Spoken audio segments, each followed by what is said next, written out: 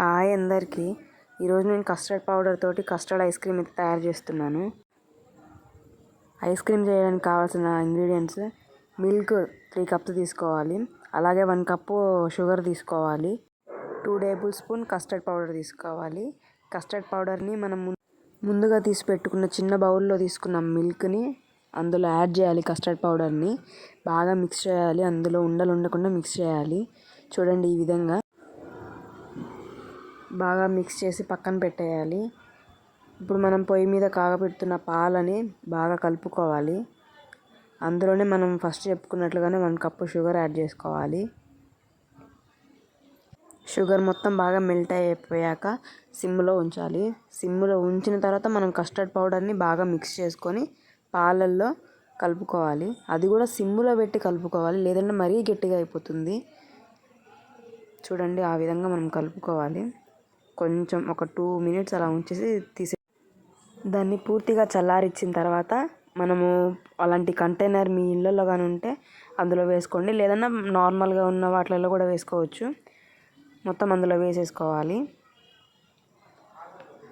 బాగా చల్లారాకే వేయాలి, లేదంటే మనకి ఫ్రిడ్జ్లో పెట్టిన తర్వాత త్వరగా ఐస్ క్రీమ్ లాగా తయారవ్వదు. చూడండి, మొత్తం అలా వేసేసాను. ఇప్పుడు మూత పెట్టేసి 5 నుంచి 6 అవర్స్ వరకు దాన్ని ఫ్రిడ్జ్లోనే ఉంచాలి. తర్వాత తీసిన తర్వాత దాన్ని మిక్సీ జార్లో వేసేసి దాన్ని బాగా మిక్సీ పట్టాలి. ఎలా అంటే మనం మిక్సీ పట్టినప్పుడు పైన నురగ కనిపించాలి. అలాగా పడితేనే పర్ఫెక్ట్గా ఐస్ క్రీమ్ తయారవుతుంది. చూడండి,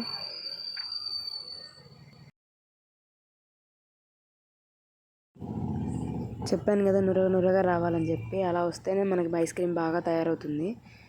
ఈలోపు డ్రై ఫ్రూట్స్ కట్ చేసుకుందాము. బాదాము, పిస్తా, జీడిపప్పు అలా కట్ చేసి పెట్టుకుందాము. బాగుంటుంది ఐస్ క్రీమ్లు అక్కడక్కడ తగులుతుంటే నోట్లో.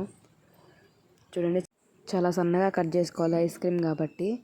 మళ్ళీ దానిపైన రెడ్ కలర్ టూటీ ఫ్రూటీ వేసాను. అది కూడా చాలా బాగుంటుంది టేస్ట్. మళ్ళీ దానిపైన మూత పెట్టేసి ఫ్రిడ్జ్లో ఉంచి ఓవర్ నైట్ అంతా వదిలేయాలి. చూడండి, మనకి ఐస్ క్రీమ్ ఎంత బాగా రెడీ అయిందో. టేస్ట్ కూడా అంతకన్నా చాలా బాగుంది. సూపర్ ఉంది. మీరు ట్రై చేయండి, ఇంట్లో ట్రై చేయండి. వీడియో చూసిన తర్వాత కామెంట్ చేయండి మీరు చేసింది ఎలా ఉందో. మా వీడియో కానీ మీకు నచ్చిందంటే లైక్ చేయండి, షేర్ చేయండి, సబ్స్క్రైబ్ చేసుకోండి. అలాగే బెల్ ఐకాన్ని ట్యాప్ చేయండి. ఇంకో వీడియోతో మళ్ళీ కలుసుకుందాం. బాయ్.